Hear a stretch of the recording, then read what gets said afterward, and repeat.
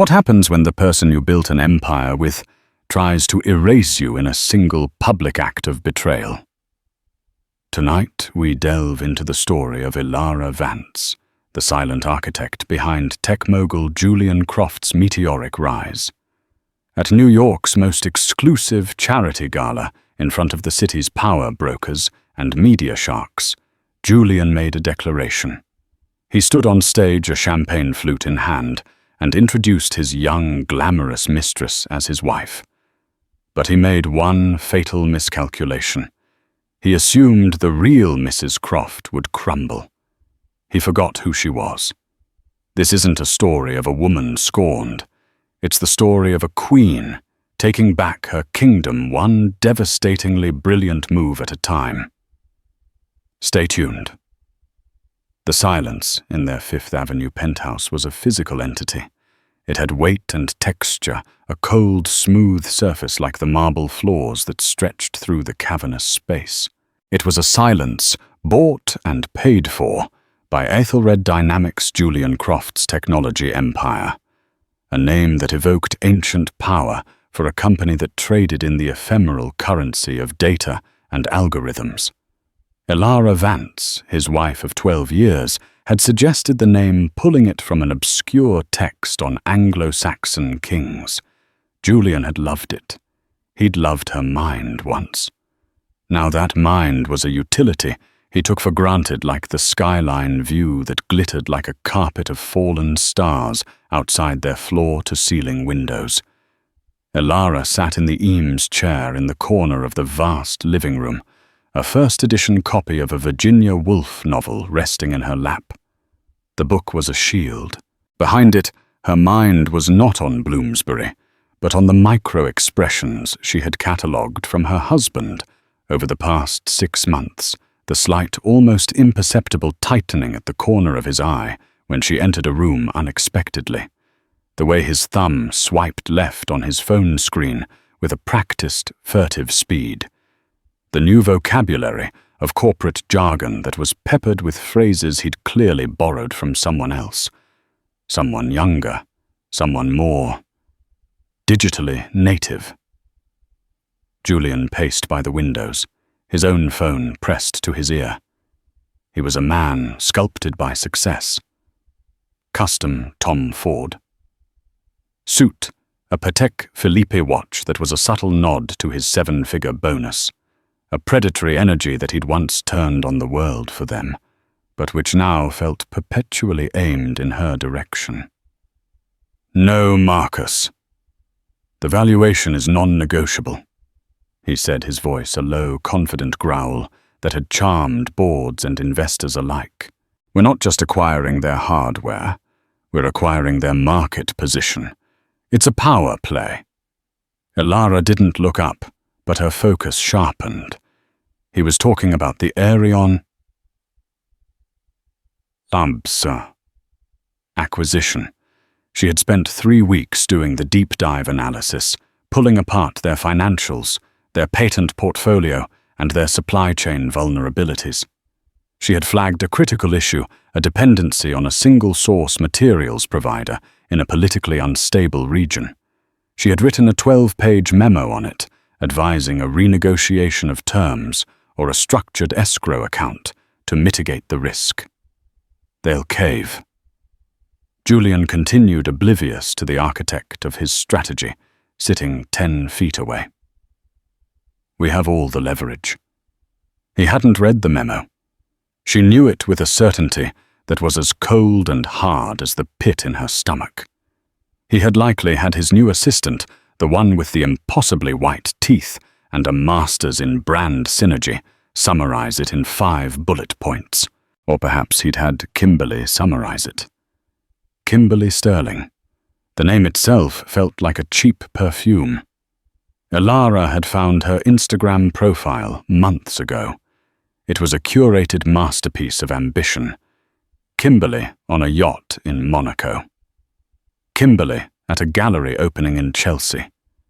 Kimberly sipping an espresso at a ridiculously trendy cafe. A laptop open to a presentation with the Aethelred logo faintly visible in the background. She was a strategic communications consultant, a title as vague and meaningless as it was ubiquitous in their circle. She was also, Ilara knew, the reason for the late-night calls Julian took on the terrace and the faint scent of Baccarat Rouge 540 that sometimes clung to his suits. Julian ended his call and tossed the phone onto a glass table with a sharp clack.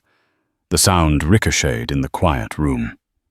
"Big night tomorrow," he said, striding over to the bar and pouring himself a whiskey. He didn't offer her one. He hadn't in a long time. The Starlight Gala. Ilara said, her voice even. She finally closed her book, marking her page. "I was looking at the auction catalogue. The Matisse sketch is interesting. It's a circus." He waved a dismissive hand. "All the same people writing the same checks to feel good about themselves. Listen about tomorrow." He swirled the amber liquid in his glass, not meeting her eyes. "I think you should sit this one out." The pit in her stomach turned to ice. "Oh, I thought we were co-chairing the technology sector donations. She thought I'm the one who secured the pledges from half of Silicon Valley." "Things are shifting, Ilara. The brand, the image, it's all about forward momentum, youth, energy." He finally looked at her, and his gaze was appraising, as if she were a piece of furniture he was considering replacing. "Your style is classic, timeless, and that's great. But we need to project dynamism." Kimberly Sterling. "She's handling our PR for the event. She thinks we need a more unified front." Unified front. The corporate euphemism was so insulting it was almost comical. He was telling her to stay home so he could bring his mistress. The audacity of it, the sheer unadulterated hubris, was breathtaking. Ilara felt a strange calm descend over her. The hurt was there, a deep tectonic ache, but it was being overlaid by something else, a cold, crystalline anger. She had been a ghost in this marriage for a year, an uncredited co-author to his success story. He thought she was a part of the decor, an elegant but faded fixture. He had forgotten that she had designed the house. "I see," she said, her voice betraying nothing. "You need to project a certain image. I understand completely." He looked relieved, a flicker of surprise in his eyes that she wasn't arguing. "Exactly. Thank you for understanding, Ilara. It's just business." "Of course," she said, rising from her chair with a grace he had long stopped noticing. "Everything is." She walked towards their bedroom, her back straight, her steps measured. Julian, already turning his attention back to his phone, missed the look in her eyes. It was the look of a strategist who has just seen the entire battlefield with perfect clarity. He thought he was making a power play. He had no idea that he had just handed her the opening move in a war he didn't even know was coming. Later that night, long after Julian had fallen asleep in one of the guest rooms, a habit he'd developed over the past few months, Ilara sat at her vanity. She wasn't looking at her reflection. She was looking at her phone. She scrolled past the dozens of unread messages from friends and acquaintances and opened a secure encrypted messaging app. There were only 3 contacts in it. One was a private investigator she had hired 2 months prior. The second was a man named Arthur Finch, a legendary but reclusive financial journalist. The third was a woman named Evelyn Reed, the 80-year-old matriarch of one of New York's oldest and most respected philanthropic families. She typed a simple message to Evelyn. "Evelyn, my apologies for the late hour. About the gala tomorrow. I have a small surprise I'd like to announce. Will you be presenting the keynote address before the main auction as planned?" A reply came back almost instantly. "For you, my dear. I'd wrestle the microphone from the mayor himself." "What do you have in mind?" Elara smiled a slow, dangerous curve of her lips that the mirror reflected back at her. Julian wanted to project a new image. She would help him. She would give him, and all of New York, an evening of branding they would never forget. The Astoria Grand Ballroom was a cathedral of obscene wealth. Gilded Rococo plasterwork dripped from the ceiling, and chandeliers the size of small cars shed a brilliant diamond-hard light on the city's elite. The air was thick with the scent of 1,000 competing perfumes and the low hum of self-congratulation. This was the Starlight Gala for Children's Futures, an event where titans of industry and old-money scions paid $50,000 a table to publicly absolve themselves of the sins of capitalism. Julian Croft arrived with Kimberly Sterling on his arm, and a tidal wave of flashbulbs preceded them. They were a vision of modern power. Julian, in his perfectly tailored Brioni tuxedo, looked every inch the tech king. Kimberly was breathtaking in a crimson sequined gown that was less a dress and more a statement. It hugged every curve, plunged daringly at the neck, and was clearly chosen to be photographed. She laughed a little too loudly, her hand possessively on Julian's bicep, her eyes scanning the room.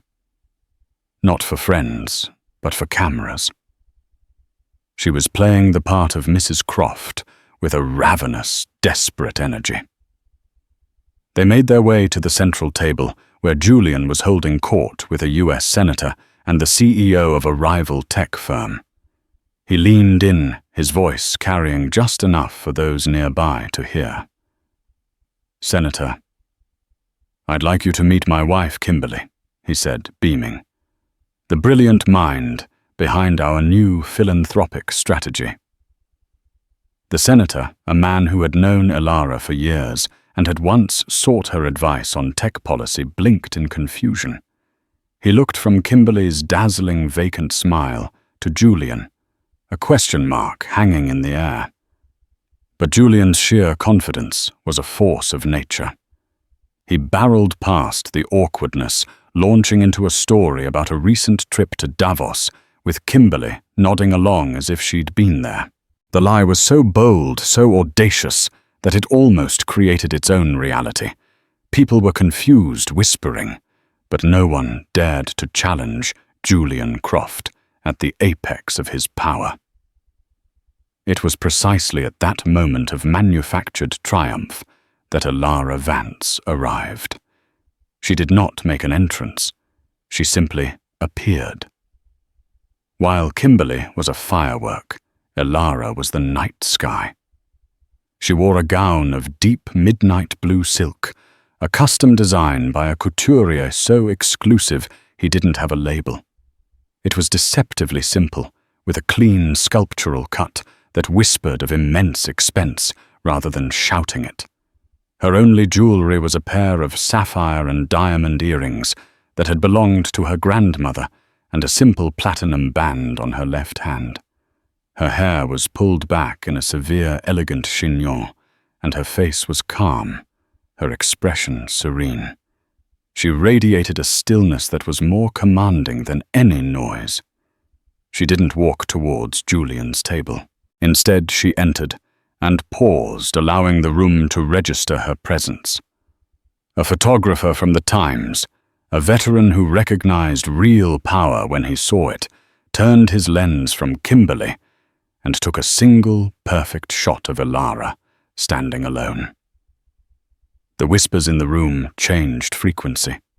They went from confused speculation to sharp electric gossip. Two Mrs. Crofts. What was happening? Julian saw her. His smile faltered for a microsecond, a crack in the polished veneer. A muscle in his jaw twitched. Kimberly, following his gaze, saw Elara, and her perfectly applied smile tightened, a look of pure venom flashing in her eyes before being replaced by practiced indifference. Elara ignored them. Her gaze swept the room, and she began to move, Her first stop was not a confrontation, but a quiet conversation. She approached a table where Charles Baring, a notoriously grumpy hedge fund manager, was sitting. "Charles," she said, her voice a warm murmur, "I was so pleased to see the Baring Foundation was a lead sponsor tonight." Charles, who had been scowling at his soup, looked up. "Elara, I didn't expect to see you. Julian was just—" "Business is business," Elara said smoothly, giving him a knowing look that absolved him of any awkwardness. "But philanthropy is personal. I wanted to thank you personally for your guidance on the offshore fund structuring for the endowment. Your advice was invaluable." Charles's chest puffed out. "Just common sense, my dear. Glad someone listened?"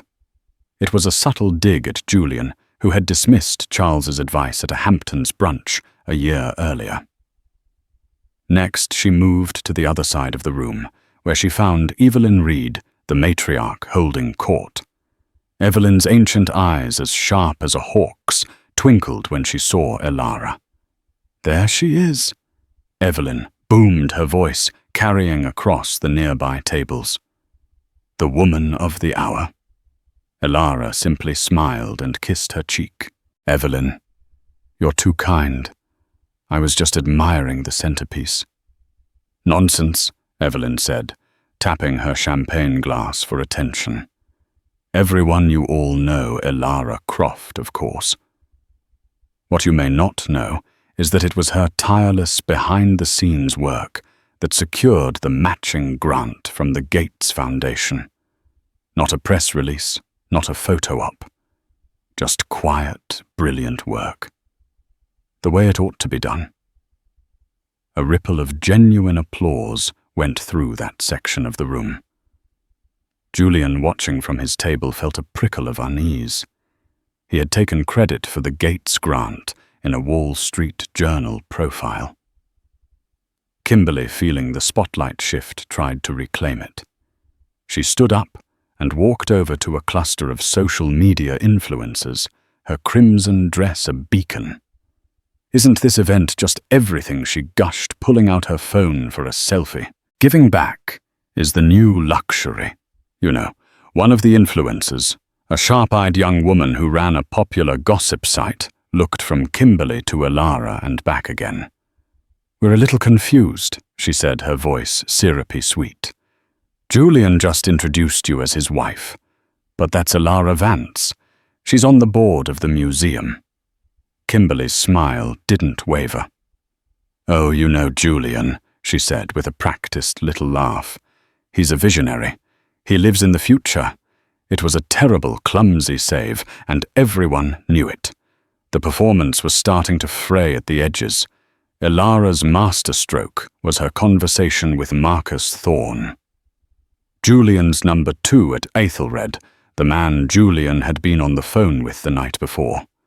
She found him near the bar, looking deeply uncomfortable. Marcus Elara said gently, "Elara, I'm sorry. I had no idea," he stammered. "There's nothing to be sorry for," she said, her gaze steady and reassuring.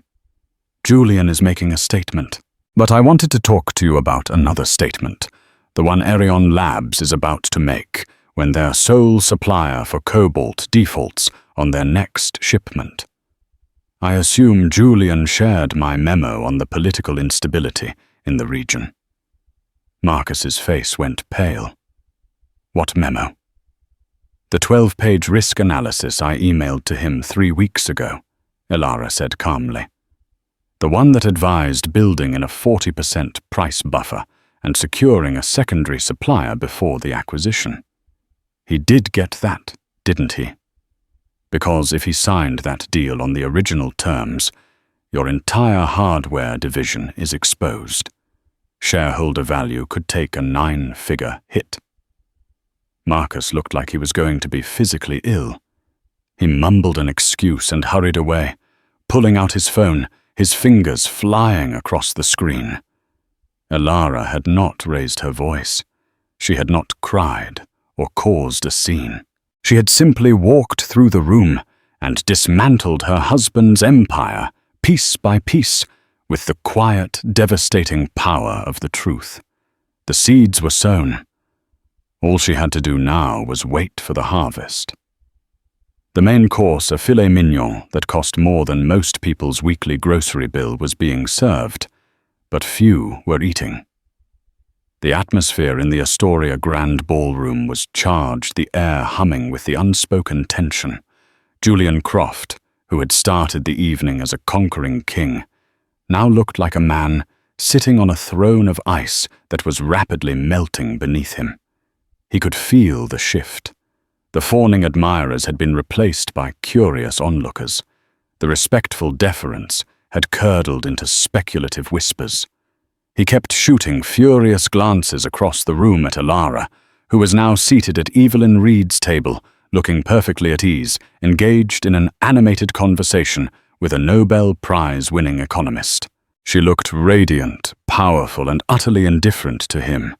It was this indifference that galled him the most. Kimberly, for her part, was trying desperately to shore up their crumbling narrative.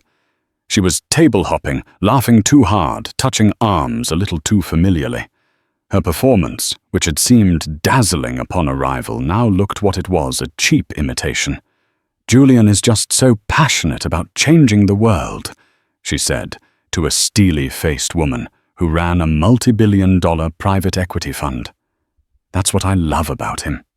His vision is just so big." The woman, Patricia Lawford, looked at Kimberly with the detached curiosity of a biologist studying a new and particularly colorful insect. "His vision has historically been tempered by Elara's pragmatism," she said, her voice dry as a bone. "She's the one who talked him out of that disastrous social media venture 5 years ago. Saved him $500 million. I know because I was going to short the stock." Kimberly's smile faltered. She had no idea what Patricia was talking about. "Well, the future is now," she offered weakly, before retreating back to Julian's side. "These people are so stuffy," she whispered to him, her voice tight with frustration. "Just smile and look beautiful." Julian hissed back, his own smile a rigid mask. "That's your job." The public humiliation was a slow burn, a fire built with expertly placed kindling. The financial journalist Arthur Finch, a man who could smell corporate rot from a mile away, was observing the scene with undisguised glee. He'd had his eye on Ethelred for a while, sensing that its spectacular growth was fueled by unsustainable risks. He watched Marcus Thorne frantically whisper to 2 other board members, their faces grim. He saw the cold shoulder Julian received from Charles Baring. He saw the genuine warmth and respect afforded to Elara. He didn't need a press release. The story was writing itself in the body language of the most powerful people in New York. The breaking point came during the live auction. The auctioneer, a flamboyant man with a theatrical flair, was trying to whip up excitement for a week-long stay at a private villa in Tuscany. "Do I hear 200,000? He called out, his voice echoing in the suddenly quiet room. From the back, a voice called out, 100,000, and only if the plumbing has been updated since the Renaissance." A wave of laughter rippled through the ballroom. The voice belonged to Harrison Kane, a witty and notoriously sharp-tongued art dealer. He was sitting at Elara's table. The joke was clearly a shared one. It was an inside club moment, and Julian and Kimberly were on the outside. Julian, seeing his control of the evening slipping away completely, decided to force the issue. He stood up, grabbed the roving microphone from a stunned event assistant, and strode towards the stage. "Friends, colleagues." He began, his voice booming artificially through the speakers. "It's wonderful to see such generosity tonight." A hush fell over the room. This was not on the program. As we look to the future, it's important to have a partner who shares that vision. A partner who is as modern, dynamic, and forward-thinking as the world we are trying to build. He paused and gestured dramatically towards his table. And I am the luckiest man in the world to have that partner in my incredible wife, Kimberly Croft. He waited for the applause. Instead, there was a dense, uncomfortable silence. People were frozen, glancing from Julian on the stage to Kimberly, who was trying to look demure, to Elara, who had not moved a muscle. Elara simply took a sip of her water, her expression unreadable. Julian faltered. The silence was his condemnation. He had overplayed his hand so spectacularly that he had managed to unite the entire room, a cutthroat collection of rivals and allies, in a moment of collective second-hand embarrassment for him. He tried to recover. Kimberly and I are pleased to announce a new initiative, the Croft Foundation for Digital Innovation, with a founding pledge of $20 million. He had expected gasps. He got a few polite, scattered claps. The amount, while substantial, felt like a desperate gambit. It was blood money to buy back his own image. As he stood there, stranded in the spotlight, the auctioneer, seeing his chance to regain control, quickly stepped in. "Thank you, Julian." A magnificent gesture. And now, before we continue with the auction, we have one final, very special announcement for the evening. I'd like to invite to the stage the woman who has been the heart and soul of this gala. For the past 5 years, the esteemed matriarch of New York philanthropy, Mrs. Evelyn Reed, Evelyn looking regal in Chanel tweed, walked slowly to the podium, leaning on a handsome mahogany cane. The applause for her was thunderous, genuine, and a stark contrast to the silence that had greeted Julian. Julian was forced to retreat to his table, his face a mask of thunderous fury. Kimberly reached for his hand, but he snatched it away. The unraveling was now complete. The lie had been told, and no one had believed it. The only thing left was for the truth to deliver the killing blow. Evelyn Reed reached the podium and adjusted the microphone, her movements as deliberate and weighted as a Supreme Court justice taking her seat. The applause that greeted her was not just polite. It was a wave of genuine, heartfelt relief.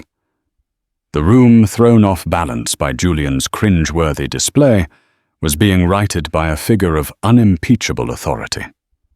Evelyn was old money, old power, old everything. She had seen men like Julian Croft rise and fall like the tides. She leaned into the microphone, and the entire ballroom fell silent. Even the clinking of cutlery ceased. "Thank you." She began, her voice a finely aged whiskey smooth, potent, and with a definite bite. "For 60 years I have had the privilege of attending events in this beautiful room. I have witnessed declarations of love, of war, and most frequently of spectacularly large egos."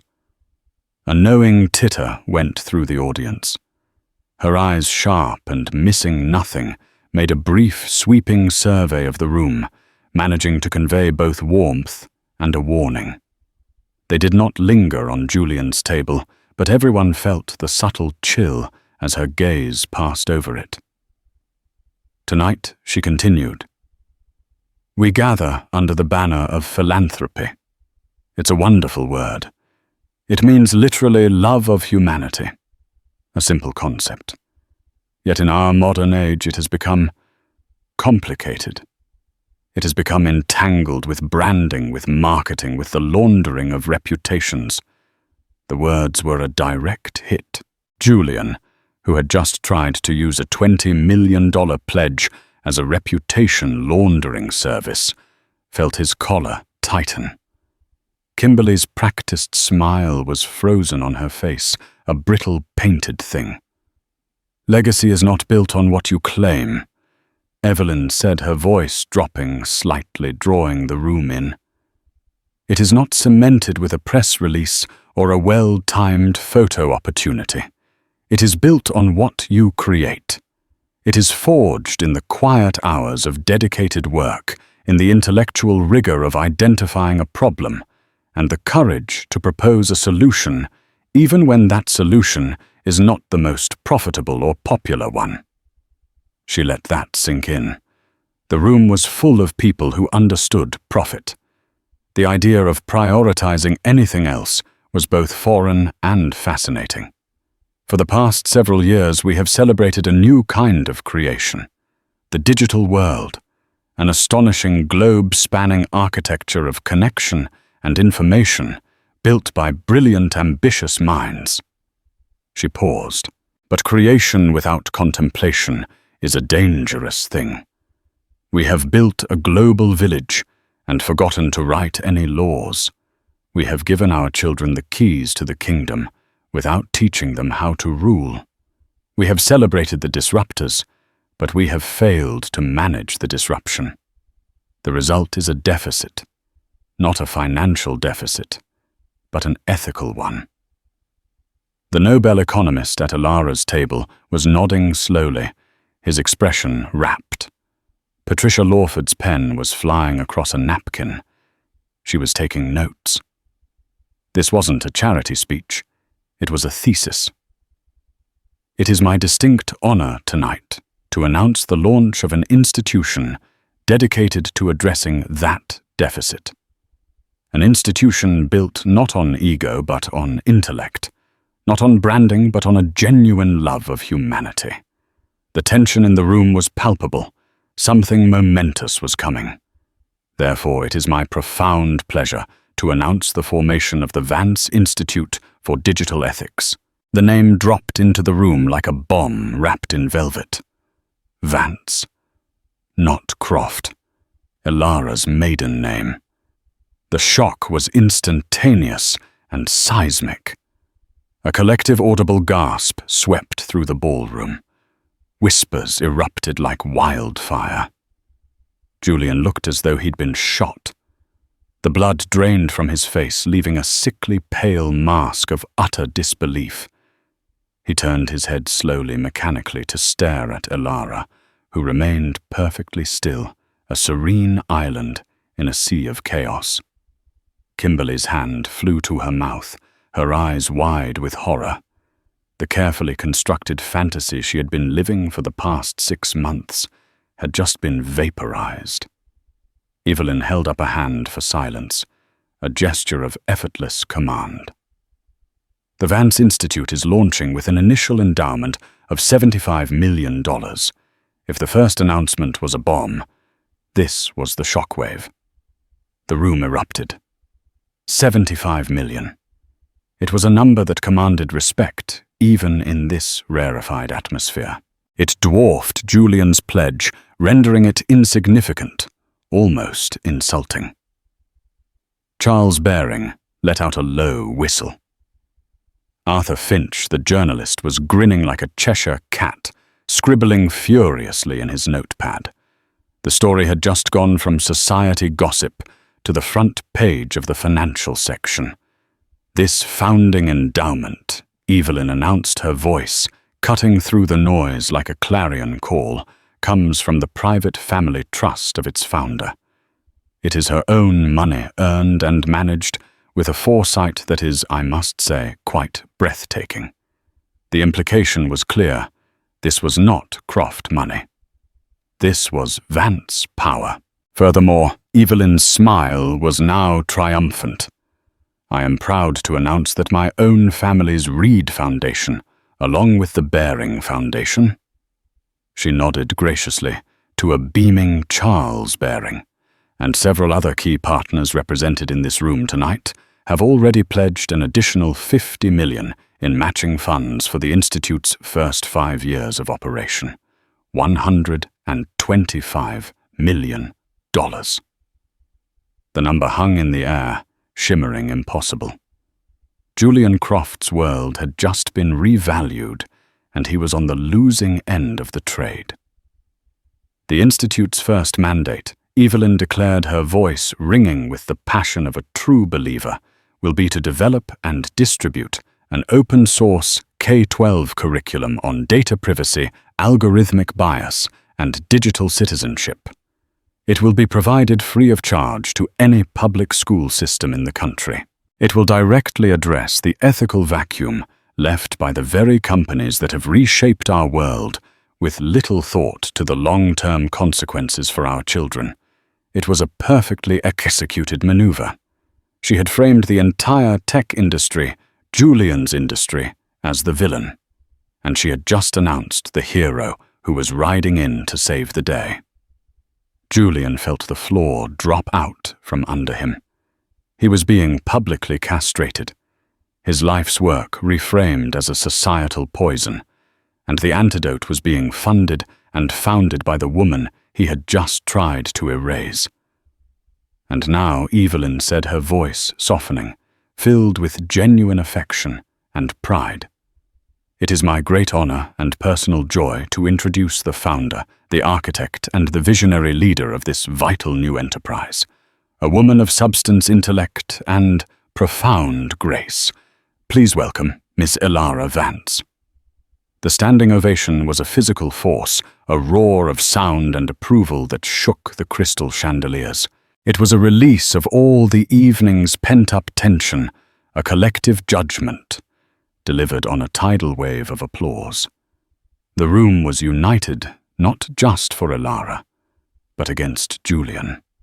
They were applauding her intelligence, her courage, and most of all, her exquisite, perfectly executed revenge. Ilara rose from her seat. She walked to the stage with the same calm, unhurried grace with which she had entered the room hours earlier, a lifetime ago. She shook Evelyn's hand warmly and turned to face the audience, her audience now. She stood at the podium, a solitary, powerful figure in midnight blue, and waited with unnerving patience for the thunderous applause to die down. When she spoke, her voice was not loud, but it was perfectly modulated, filled with a quiet, resonant power that sliced through the residual buzz and commanded the absolute attention of every person in the room. "Thank you, Evelyn," she began, her voice steady. "And thank you all. For 12 years I have had the privilege of a front-row seat to the creation of the future. I have witnessed the genius, the relentless drive that has connected our world in ways we could have never imagined. It has been an education." She paused, her gaze sweeping across the sea of faces, a gaze that was direct and inclusive, yet somehow managed to make Julian feel completely and utterly invisible. But with great power, she continued, comes a profound responsibility that cannot be outsourced or delegated. For too long, the human cost of innovation has been dismissed as an externality, a line item on a balance sheet that is never reconciled. The Vance Institute is my promise, and our promise, she said, gesturing elegantly towards Evelyn Charles and her other new partners to begin that reconciliation. It is a promise to the next generation, that we will not just give them more powerful tools, but we will give them the wisdom and the ethical framework to wield those tools for the betterment of humanity, not just the enrichment of a few. She was poised, articulate, and fiercely intelligent. She wasn't a scorned wife getting revenge. She was a stateswoman, a founder, a force to be reckoned with, laying out a manifesto. The work is vast, but it is essential, she concluded, her voice ringing with a conviction that was impossible to doubt. And it begins tomorrow. Thank you for being here tonight to witness its start. She gave a small, dignified nod. She did not smile a triumphant smile. She simply radiated a serene, unshakable confidence. She turned and walked off the stage, her task complete.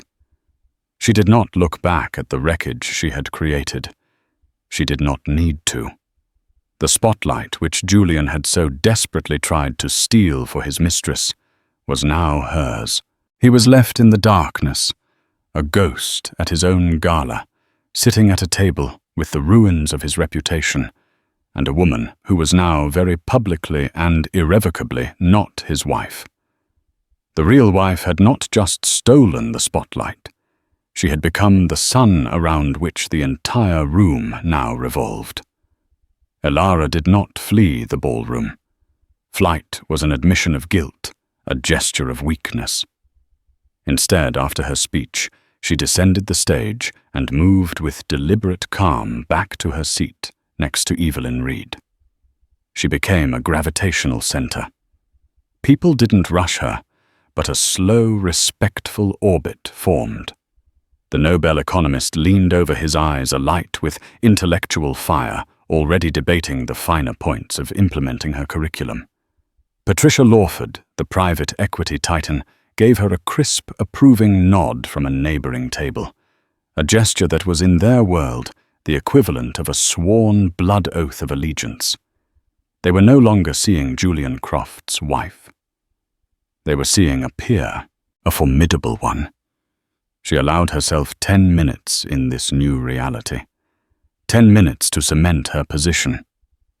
She laughed at a joke from Harrison Kane, she accepted a glass of champagne, and she listened intently as Charles Baring promised to connect her with his contacts in the Department of Education. Every moment was a performance of effortless command. She never once glanced towards the table where her husband sat, a black hole of rage, sucking all the light and joy from his immediate vicinity. She could feel his stare like a physical pressure, a hot, focused beam of impotent fury. Finally, she leaned towards Evelyn and squeezed her hand. "I think I've taken up enough of your evening, my dear," she murmured. "Nonsense," Evelyn whispered back, her eyes twinkling.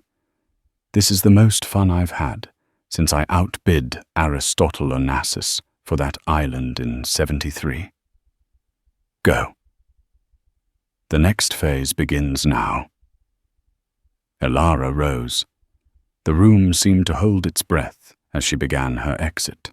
It was a master class in subtlety. She glided between the tables, a word here, a brief smile there.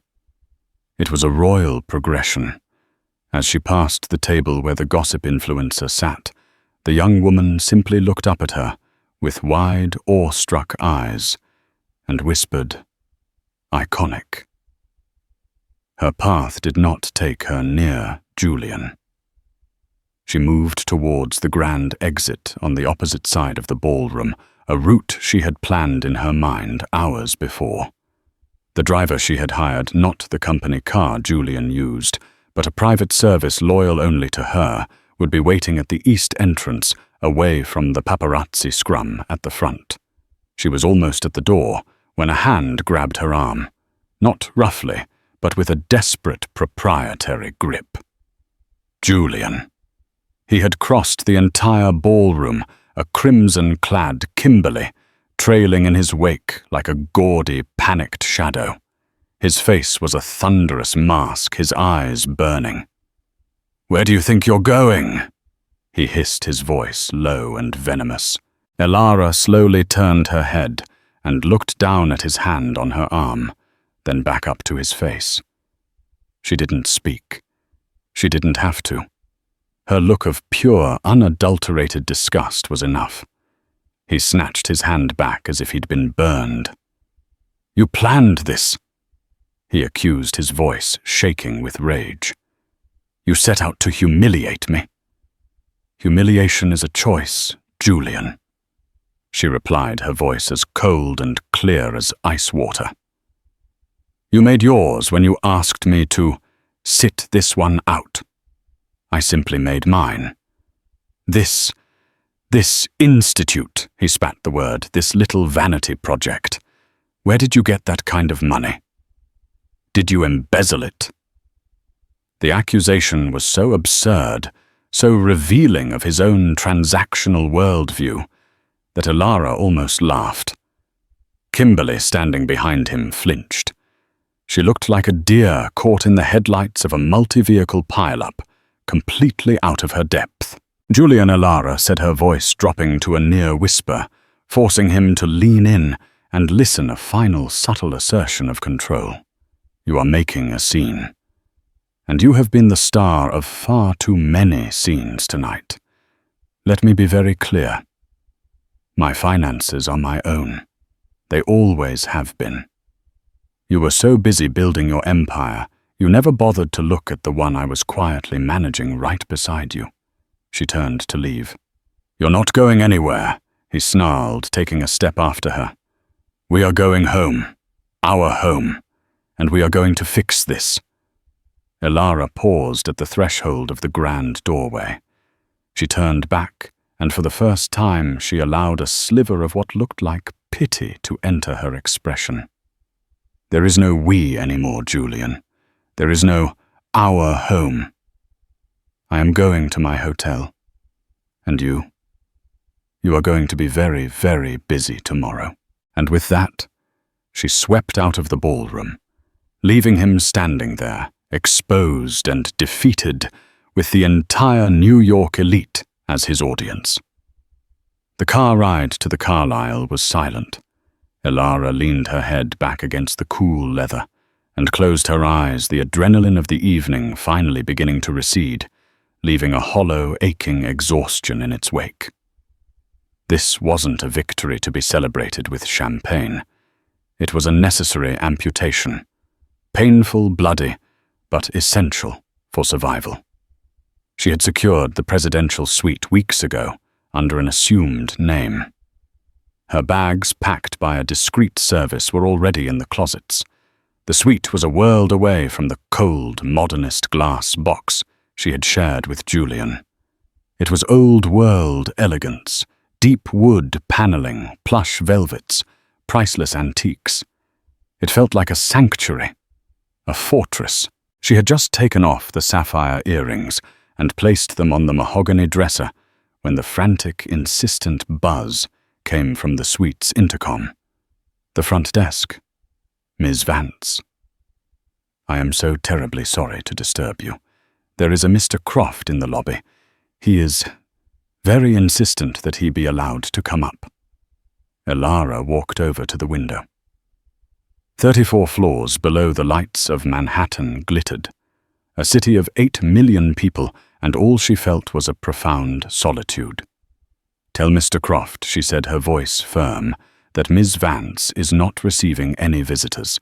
If he does not leave the premises, you have my permission to call hotel security. A few moments of silence, and then a new voice on the intercom, raw and desperate. Julian had obviously grabbed the phone from the concierge. Elara. Let me in. We need to talk. You can't do this. She simply pressed the button to disconnect the call. He was used to getting his way to his voice being the one that commanded attention. The silence he was now met with would be more infuriating to him than any argument. 20 minutes later, the inevitable happened. A furious pounding on her suite door. He must have bribed or bullied his way past the front desk and elevator security. Elara took a deep breath. She walked to the door, her silk gown whispering against the floor. She did not open it. Go away, Julian, she said, her voice calm and even through the thick wood. Open this damn door. Elara. You owe me an explanation. After everything I've given you. What you've given me. Her voice was laced with a dangerous irony. You've given me late nights of worry, the scent of another woman's perfume on my clothes and public humiliation. I think we're even. That money, he roared, his voice muffled, but his rage clear. 75 million. Where did it come from? That's our money. That's Ethelred's money. It is the Vance family money. Julian. From my grandfather. The inheritance I received the year before we married. The one you called a nice little nest egg. I invested it. I grew it. While you were building Ethelred with leveraged debt and high-risk acquisitions, I was building my own fortune with discipline and foresight. I never touched $1 of our marital assets. Ask your lawyers. They'll find it's all perfectly firewalled. I made sure of it. There was a stunned silence from the other side of the door. She had just detonated his entire perception of her. He had seen her as a dependent, an elegant accessory to his success. He had never imagined she had her own arsenal, and the institute she continued pressing her advantage is not a vanity project. It's a direct response to the ethical rot at the heart of your industry. A rot you have willfully ignored. While you were chasing valuations, the world was waking up to the damage your products were causing. The Vance Institute is not an attack on you, Julian. It's simply ahead of the curve. Something you used to be. A key card rattled in the lock. Kimberly. He must have brought her with him. The door swung open. Julian stood there, his face contorted in a mask of disbelief and fury. Behind him, Kimberly. Sterling looked small and terrified, her crimson dress now looking garish and cheap in the soft lighting of the suite. You think you can just walk away? Julian advanced into the room. And what? Take half of everything I've built? Elara didn't move. On the marble-topped console table next to the door was a single and elegant navy blue folder. She picked it up. I don't want half of Ethelred, Julian. I don't want your stock options or your bonuses. I don't want this penthouse or the house in the Hamptons. All of that is tainted. It's yours. She held the folder out to him. These are the divorce papers. My lawyers drew them up last week. The terms are very simple. I am dissolving our marriage. I am reverting to my maiden name, and I am waiving any and all claims to your fortune. He stared at the folder as if it were a venomous snake. You're waiving it, all of it. You built your empire on the ethos of disruption, she said. Consider this my disruption of our marriage. I want nothing from you. A clean break. Julian was speechless. He was a man who understood transactions, leverage negotiations. This was something else. An absolute rejection. It was a move so powerful in its simplicity that he had no counter for it. He had come here ready for a fight over money, expecting tears and recriminations. Instead, he was being met with a level of indifference so profound it was like an erasure of his entire existence. His eyes fell on Kimberly, who was cowering by the door, and his humiliation curdled into a new targeted rage. He needed a victim. He needed someone to blame. Get out, he snarled, not at Elara, but at Kimberly. What she stammered. Julian, I said, get out, he roared, his voice cracking. This is your fault, you and your stupid PR strategy, projecting a unified front. You pushed for this, you wanted to be seen. Well, look around. Everyone saw you. They saw you for what you are, a cheap social climbing little consultant. He threw the final word at her, like an epithet. The dream died in Kimberly's eyes. The fantasy of becoming Mrs. Julian Croft of yachts and galas, and a life of effortless luxury dissolved into the cheap, sordid reality. She was a contract employee, and her contract had just been violently terminated. Tears streamed down her face, ruining her perfect makeup. With a choked sob, she turned and fled down the hallway. Julian stood panting in the center of the magnificent suite, a deposed king in a borrowed room. He looked at Elara, a final desperate plea in his eyes. He was searching for the woman he had married, the partner who had once soothed his rages and celebrated his victories. He found no trace of her. In her place was Miss Vance. "You should go now, Julian," she said, her voice devoid of all emotion. "You have an emergency board meeting at 7 a.m. I hear they're very concerned about the Arion Labs acquisition. Apparently some troubling risk factors have come to light. The final blow. It wasn't just personal. It was business. She wasn't just leaving him. She was positioning herself to become his rival, or worse, his replacement." He finally took the folder from her hand, his shoulders slumping in defeat. Without another word, he turned and walked out of the suite, out of her life. Elara closed the door and leaned against it, the silence of the room flooding back in. She did not cry. She did not smile. She simply stood there breathing. It was over. The marriage was a casualty, a piece of collateral damage in her fight for her own soul. Her phone buzzed on the dresser. She picked it up. 2 new messages had arrived on the secure app. The first was from Arthur Finch. "Front page of the Journal confirmed. They're running the photo of you alone. They're calling it the philanthropist's coup. Need a quote for the headline. Your words." The second was from Marcus Thorne. "The board is in panic mode. They want to know your price to consult on the Arion deal. They want you to present your risk analysis at the 7 a.m. meeting. Name your terms, Elara. Any terms." Elara walked to the vast window and looked out at the city lights, which no longer seemed so lonely. They looked like a promise, a kingdom waiting. She thought for a moment, then typed her reply to Arthur Finch. The headline is, "The future is ethical. Elara Vance is building it." She had won the battle. The war for the future was just beginning. And so in the space of a single evening, the world shifted.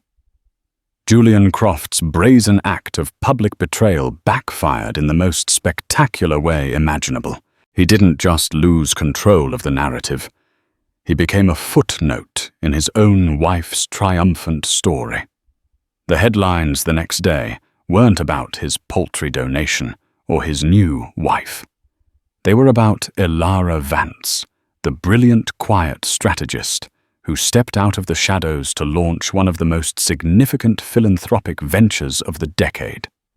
Her move wasn't born of simple revenge. It was a masterclass in power strategy and reclaiming one's identity. She didn't tear her husband down. She simply built her own castle so high that his looked like a shack in its shadow. What did you think of Elara's checkmate move? Was it the ultimate power play? Let us know your thoughts in the comments below.